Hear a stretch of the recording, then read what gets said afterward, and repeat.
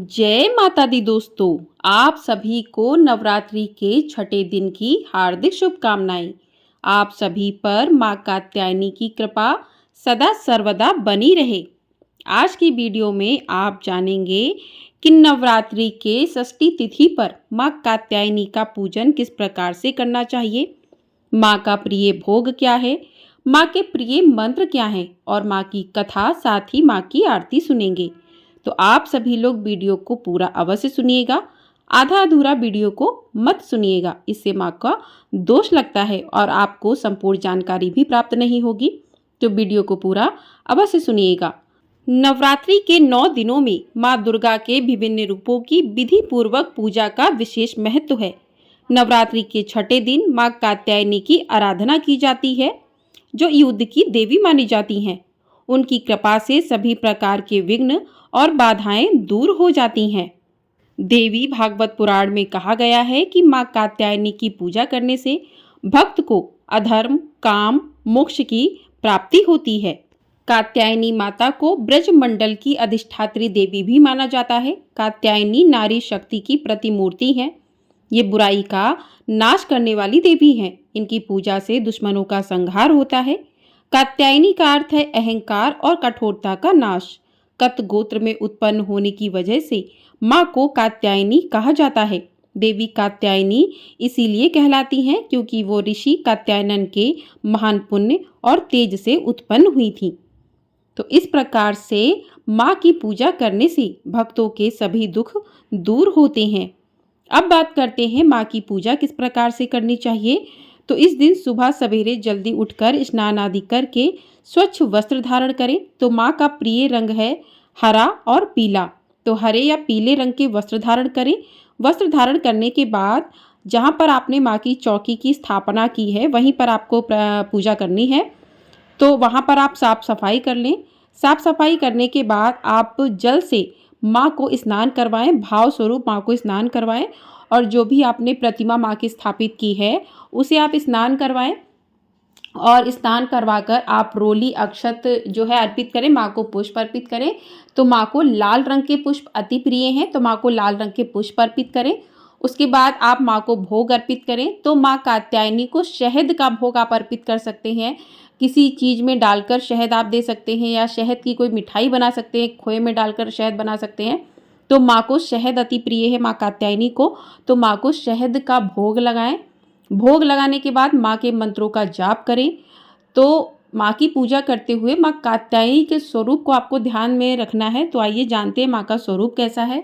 तो माँ कात्यायनी की 4 भुजाएं हैं। उनकी दाहिनी तरफ की ऊपरी भुजा अभय मुद्रा में और नीचे की भुजा वर मुद्रा में है। वहीं दूसरी तरफ बाईं तरफ ऊपर की भुजा में तलवार और नीचे वाली भुजा में माता ने कमल पुष्प धारण किया है।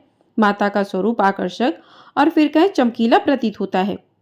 तो इस प्रकार से माँ के स्वरूप को ध्यान में रखते हुए आप माँ का पूजन करें। माँ को उनका प्रिय भोग अर्पित करें। माँ को आप हलवा भी अर्पित कर सकते हैं, शहद डालकर हलवा बना सकते हैं आप। और माँ को उनके प्रिय रंग के पुष्प अर्पित करें। माँ को लाल रंग के पुष्प प्रिय हैं तो लाल रंग के पुष्प अर्पित करें। उसके बाद माँ के प्रिय मंत्रों का जाप करें। तो पहला मंत्र है माँ का सर्वमंगल मांगल्ये शिवे सर्वार्थ साधिके शरण्ये त्र्यंबके गौरी नारायणी नमोस्तुते। इस मंत्र का आप जाप कर सकते हैं। या फिर माँ का दूसरा मंत्र है या देवी सर्वभूतेषु माँ कात्यायनी रूपेण संस्थिता नमस्तस्ये नमस्तस्ये नमस्तस्ये नमो नमः। इस मंत्र का आप जाप कर सकते हैं। या फिर तीसरा मंत्र है माँ का ओम देवी कात्यायनी नमः। इस मंत्र का जाप कर सकते हैं। या फिर माँ का दूसरा मंत्र है कात्यायनी महामाये महायोगेन्नधीश्वरी नंद गोपसूतम देवी पति में कुरुते नमः। इस मंत्र का जाप कर सकते हैं आप। तो माँ के मंत्रों का जाप करें। उसके बाद हाथ में पुष्प लेकर माँ की कथा को सुने। तो इस प्रकार से धूप दीप जलाकर माँ का पूजन करें। हवन जो है थोड़ा सा हवन जरूर जलाएं, प्रतिदिन थोड़ी सी अगैरी डालें, उसमें लौंग इलायची बतासा अर्पित करें। जो भी आप भोग डेली माँ को लगाते हैं उस भोग को भी उस हवन में जो है आप आहुति दें। कहते हैं कि इन नवरात्रि में माँ हवन के थ्रू ही जो है अपना भोग ग्रहण करती हैं। तो माँ को भोग लगाएं, मंत्रों का जाप करें। दुर्गा सप्तशती पाठ का जाप कर सकते हैं। दुर्गा सप्तशती के पाठ अध्याय आपको हमारे चैनल पर सुनाए जा रहे हैं, तो आप लोग वहाँ से सुन सकते हैं। उसके बाद जो है आप माँ की कथा को सुने। तो चलिए हाथ में थोड़े से पुष्प लेकर माँ की कथा को शुरू करते हैं। तो प्रिय श्रोताओं, आइए माता रानी का ध्यान करते हुए कथा का श्रवण करते हैं। तो प्रिय श्रोताओं, यह उस समय की घटना है जब संसार पर एक महा अत्याचारी महिषासुर का आतंक था। यह कथा इस प्रकार से है कि रंभा नामक राक्षसी ने भगवान ब्रह्मा से वरदान के रूप में एक शक्तिशाली पुत्र प्राप्त करने के लिए कठोर तपस्या की और यही रंभा का पुत्र महिषासुर था। महिषासुर भैंसे से लेकर मानव तक किसी भी जानवर का रूप बदलने की क्षमता रखता था। इसी प्रकार एक बार महिषासुर ने भी भगवान ब्रह्मा को प्रसन्न करने के लिए कठोर तपस्या शुरू कर दी। जब अतः भगवान ब्रह्मा प्रकट हुए तो महिषासुर ने अमरता का वरदान मांगा। भगवान ब्रह्मा ने यह कहते हुए इनकार कर दिया कि उनके पास ऐसा वरदान देने का अधिकार नहीं है, क्योंकि यह सृष्टि के नियमों के विरुद्ध है। अब तुम दूसरा कोई वरदान मांग सकते हो। इस पर महिषासुर ने अमरता प्राप्त करने का एक दूसरा तरीका खोजा। उसने भगवान ब्रह्मा से यह वरदान मांगा कि उसकी मृत्यु एक स्त्री के हाथों से ही हो। प्रिय भक्तगणों, महिषासुर सोचता था कि स्त्री एक अबला और कमजोर है। उसके पास इतनी शक्ति कहाँ से आएगी कि वह उसका वध कर सके। इसलिए उसने ब्रह्मा जी से ऐसा वरदान मांग लिया और ब्रह्मा जी ने भी उसे तथास्तु कहकर वरदान दे दिया। अब ब्रह्मा जी से वरदान प्राप्त करने के बाद महिषासुर निरंकुश हो गया। उसका अत्याचार और भी बढ़ गया। उसने समस्त देवताओं पर आक्रमण कर दिया और भगवान इंद्र से उनका सिंहासन छीन लिया। इंद्रलोक पर उसने अपना अधिकार जमा लिया। इस प्रकार महिषासुर का अत्याचार शुरू हो गया। उसकी क्रूरता को रोकने वाला कोई नहीं था, क्योंकि उसने तीनों लोकों में कहर बरपा रखा था। इंद्र ने अपना सिंहासन खो दिया, यज्ञ एवं पूजा पाठ बाधित हो गए और सृष्टि में सर्वत्र असमंजस्य स्थापित हो गया। तो प्रिय श्रोताओं, इसी बीच देवी के परम भक्त ऋषि कात्यायन देवी को अपनी पुत्री के रूप में प्राप्त करने के लिए घोर तपस्या कर रहे थे एवं माता ने भी उन्हें वचन दिया था कि वे उनके पुत्री के रूप में अवतार लेंगी। अब ऋषि कात्यायन की कठोर तपस्या से प्रसन्न होकर माता पार्वती ऋषि कात्यायन के घर पुत्री के रूप में अवतार ले लेती हैं। अब ऋषि कात्यायन की पुत्री होने के कारण उनका नाम कात्यायनी पड़ा। उन्हें कात्यायनी नाम से अभिहित किया गया। इधर महिषासुर के अत्याचार से सभी देवी देवता त्राही त्राही कर रहे थे। इस प्रकार वे ब्रह्मा विष्णु महेश तीनों देवताओं के पास गए और तभी तीनों देवता मिलकर कात्यायन ऋषि के आश्रम पर आए।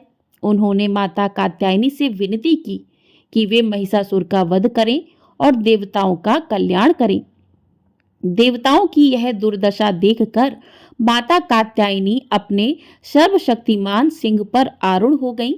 इस प्रकार सभी देवताओं ने अपने अस्त्र शस्त्र सभी शक्तियां उन्हें प्रदान की। सभी शक्तियों से परिपूर्ण होकर सिंह पर आरूढ़ होकर देवी कात्यायनी विंध्याचल पर्वत की तरफ चल पड़ी। वहां जाने के बाद वे एक आसन जमाकर वहीं पर ध्यानमग्न हो गईं। उधर जब महिषासुर के सेवकों की नजर उन पर पड़ी और उन सेवकों ने अपने राजा महिषासुर से देवी के बारे में बताया, अपने सेवकों द्वारा माता रानी के रूप की प्रशंसा सुनकर महिषासुर ने अपने सेवकों को पुनः माता रानी के पास भेजा। उनसे विवाह प्रस्ताव स्वीकार करने के लिए कहा। इस प्रकार सभी सेवक माता रानी कात्यायनी के पास गए और उन्होंने महिषासुर का प्रस्ताव माता कात्यायनी के समक्ष रखा। तब माता कात्यायनी ने कहा, मैं उसे ही वर दूंगी जो मुझे युद्ध में पराजित करे। इतना सुनने के बाद महिषासुर को बड़ा ही आश्चर्य हुआ। महिषासुर ने खुद को इतना बड़ा समझ लिया था कि वह एक महिला से युद्ध नहीं कर सकता था। उसने अपनी सेना उनसे युद्ध करने के लिए भेजी। कुछ ही समय में माता रानी ने सभी दैत्य सेनाओं का नाश कर दिया और चचोट, चमर और कई अन्य घातक राक्षसों को उनके द्वारा जमीन पर गिरा दिया गया। एक महिला द्वारा अपनी पूरी सेना को पराजित किए जाने पर अपमान सहन करने में असमर्थ महिषासुर स्वयं युद्ध के मैदान में उनका सामना करने के लिए उनके सामने आया। क्रोध में अंधा वह मूर्ख विभिन्न रूप धारण करने लगा। कभी वह एक भयानक भैंसे में बदल गया, कभी एक हाथी, एक शेर और कई अन्य भयानक प्राणियों में। उसने देवी के सिंह पर आक्रमण करने के लिए छलांग लगाई। अपने क्रोध में महिषासुर ने युद्ध के दौरान पृथ्वी पर भयानक कंपन और अन्य आपदाएं भी पैदा कर दी। प्रिय श्रोताओं, वह कोई साधारण राक्षस नहीं था। इस प्रकार उसके और देवी के बीच 10 दिनों तक युद्ध चलता रहा। अंत में उसने हवा में एक लंबी छलांग मारी और माता ने अपने पैर से उसे जमीन पर गिरा दिया। जैसे ही वह भैंसे से इंसान में बदल रहा था, माता कात्यायनी ने अपना त्रिशूल उसकी छाती में घुसा दिया। फिर उन्होंने उस दुष्ट राक्षस का सिर धड़ से अलग कर दिया। महिषासुर का वध करने के बाद सभी देवी देवता बहुत हर्षित हो गए और प्रसन्नता पूर्वक उनका जय जयकार करने लगे।